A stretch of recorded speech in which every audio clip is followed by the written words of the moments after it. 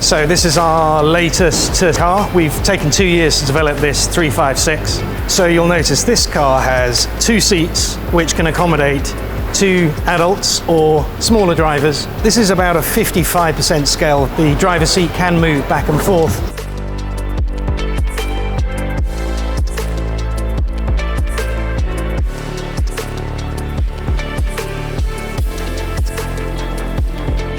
In the front space, there is a rack and pinion, a fuel tank, and the brake master cylinder. See, there is enough room for a spare wheel, which will be positioned here.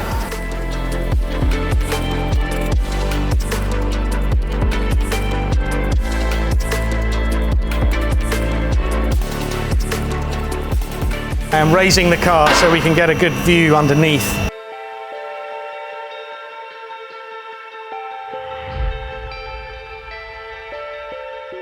We can see the configuration is exactly the same as a bigger version. We manufacture the centerpiece, which is a stainless steel dome